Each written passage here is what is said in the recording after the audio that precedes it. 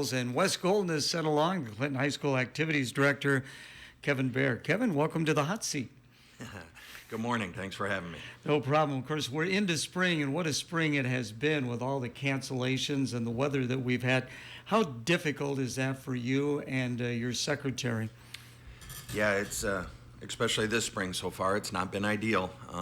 We're all at the mercy of the weather, but it leads to a lot of rescheduling and a lot of moving and a lot of, unfortunately, inconvenience for a lot of people. Like I said, unless we come up with an indoor facility, we're at the mercy of the weather, and this year's been a challenge, that's for sure. And I don't think people understand when there is a cancellation like that, you have to contact the schools, you have to contact the officials, and if possible, maybe reschedule the event. So I would imagine a lot of text messages, emails, phone calls. What do you all have to do? Yeah, you're 100% right. Like Tuesday, unfortunately, we had to cancel the track meet, and I think I covered a lot of the people in an email, but I know that email was like to 46 people. I mean, there's a lot of moving parts to a track meet, and then a lot of phone calls for Caitlin, my secretary, and myself, and unfortunately with track, it's such a tight window with the schedules that unfortunately when you lose a track meet, most of the time you can't reschedule it. So.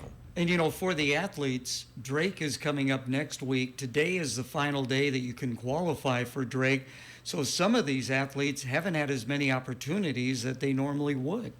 Yeah, absolutely. Like I said, unfortunately, it's been occurring for everyone. I know when we were hopeful to get the Gateway in this year, which actually this year, because of the week before we had to cancel the girls, it was going to be co-ed. Some of the teams that were anticipating coming had reached out to me and said they'd only been to a couple track meets so far this spring. So it's not been a good deal for a lot of us, but usually it straightens out, and hopefully we'll get some sunny, nice days and can still get some good meets in. And you tell me the boys are going up to Dubuque, the girls are going to be out at Tipton. We've got some folks who've already qualified for Drake, but I would imagine Coach Schneeberger and Coach Steen would like to get a few more going. Yeah, that I am aware of, Ellie Lonergan has already qualified in the high jump. I believe our boys 4x1 is already in. The boys were optimistic tonight to get the 4x2 in. And of course, there's a possibility with some of the relays or with the Sattler girls, maybe in the 800 or the 1500 as well. So spring activities, it's not only track, that's what we've been talking about, but you've got tennis for the boys. You've got soccer, of course, going on for the girls and boys. How do you keep all of this in track? I've been in your office, and you've got this huge screen, this huge monitor. So how do you keep track of everything? It's a lot, and without the help of like Caitlin and everyone else, it would be even worse. They're very helpful throughout the day. But yeah, we also have girls golf in the spring as well. So yeah, it keeps you busy. And each season, everyone's like, well, which season? And they're all busy. We have every no matter what season, we have 6 to 8 sports going on and a lot of moving parts. So. And normally in the spring would be girls tennis. They have moved that to the fall. I know Coach Ratchie wasn't real happy about that move to the fall. But we had an athlete not too long ago, Ceci Hahn, who was a state qualifier in the 400-meter hurdles and was also one of the top tennis players in the state of Iowa. Yeah, she was a special athlete for us. Like you said, she made the 400 hurdles, and I believe she was a part of a couple relays, and then she ended up getting second in individuals at state tennis. So it's been a learning curve for all of us. I know we have some young ladies that play tennis and volleyball, so we've had to be very careful with the scheduling. But again, we're all at the mercy of the state, and they made the decision, so we just got to make the best of it and move on. And, in the spring, you've got athletes who play soccer and also will run track. Yeah, numerous, especially on the girls' side. We have quite a few, which is okay. We love that the kids are involved in everything. And actually, our numbers are up this year, actually through the fall and winter and into spring. But, both our soccer teams are in the mid-40s, which is much better than a few years ago. We were down, say, maybe in the 20s. So it's a great thing. The girls' golf team, we have almost 20 young ladies out on the golf team, and that's increased. Again, a few years ago, we in the single digits. So it's a good problem to have. It's great because they've always shown that, students who participate in athletics, improve as students in the classroom. I mean, there's a great correlation between being active at school, not just showing up for class. Yeah, absolutely. I know every year when we have freshman orientation, we really try to stress to them that, Clinton is, we always like to brag that it's a big enough school, there's something for everyone. And please find what it is, but get involved, and the more involved you are, the more enjoyable your high school experience will be. It is a bigger school, but you still have to have those good athletes who want to be multi-sport athletes and not maybe just concentrate on one sport when they're in high school. Because you talk to coaches on the collegiate level, they say, we like the multi-sport athletes because they're competitive in other sports, makes them better competitors. Yeah, absolutely. And there are some people that just feel they need to focus on one and specialize, and, good luck to them as well. But we encourage them to be out for as much as they can. We enjoy when they are, because it just makes our teams better. And I think it just helps in the development of kids as as they're growing and maturing, rather than focus on one sport and one body movement. It's good to be in different sports and work the entire body. We're talking with Kevin Behr, Activities Director at Clinton High School. How long have you been the Activities Director now, Kevin? This is coming to the end of my 4th year. 4th year already. So what have you learned over those 4 years? Has time management improved for Kevin Behr? Well, I'd like to think so. I'm hopefully getting a little better at it than I was year one, but the biggest thing is just always remember to breathe, because it seems like every day there's something, but it's like, we'll work our way through this, we'll figure it out, and we'll make the best decision we can. Time commitment is such a thing for activities directors. I mean, you can't be at every activity, but I know you make an effort to try and get to as many as you can. Talk about scheduling your time away from the business hours. It's something. I'm very lucky to work with a great admin team at CHS, and they're very helpful in helping cover. Unfortunately, I think some school districts you see where they don't get much help, and there's quite a bit of turnover in the AD world. It's even an issue at the state level. They're concerned with how many different new ADs they're seeing. No, I've enjoyed it here at Clinton. Like I said, the admin team I work with is great to work with. They help me out a bunch, and yeah, you go week to week, like, okay, what's this week look like? And, oh, well, there's a couple hours of free time, but and like I said, it's good. Your wife is the activities director and a coach at Unity Christian. I know you've got children now starting to get involved in athletics. So what's it like in the Behr household sometimes? Well, we're not home much. It is very busy. I know when I'll see someone, they'll be like, hey, I haven't seen you in a while. And I say, well, I'm either at a Clinton High event working or trying to catch one of my kids' events, but pretty much on the go every night. Again, visiting with Kevin Behr. We're going to be taking a break for the weather here shortly. In the second half of the program, I'd like to talk about some of our facilities, especially that new weight room. But before we get into the break, legislation has come up about allowing 8th graders to participate in varsity sports. How did this all come about, Kevin? We met yesterday, the MAC ADs. We meet once a month, and yesterday was our day to meet, and we're not real sure. There are some other states that have gone to it. I was told yesterday that Minnesota has adopted it. I think it got some movement probably with your smaller schools in the rural area, and they think maybe it started with like girls basketball, because unfortunately girls basketball, state and nationwide, the numbers are down. So I think a lot of these really small rural schools wanted to look to the 8th grade to just be able to put teams together. But yeah, it kind of caught some momentum, and we weren't sure where it'd end up, but it's passed through all the different branches of government now, and I believe it's at Governor Reynolds' desk just waiting for her approval. But it'll be something. But like I said earlier, breathe, and we'll figure out how to manage it. Of course, you coached and were an outstanding football coach was it Preston still, or was it Preston then the Easton Valley? Both. Okay, Yep. Okay, you coached both up there. So Yep. You were at a small school, and I would imagine you probably had some freshmen who had to go up against seniors, especially when you were in the 8-player game, I would imagine. Mm-hmm. The physical and mental readiness of these 8th graders, I just can't see it. Yeah, I struggled to see it as well. I mean, it's a big difference from a 13, 14-year-old to an 18-year-old. And even some boys, they may physically look impressive enough too, but mentally, like you said, it's a big difference. So we're not sure as a MAC conference, we're going to meet with the principals again, and we're going to try and establish some sort of guidance. But like I said, it's still so new. We're not sure how we're going to handle it. Don't want to get into too much of a slippery slope, but, there's always parents who think, their athlete is ready for that next step. And sometimes, it's difficult, but you have to deal with them as well.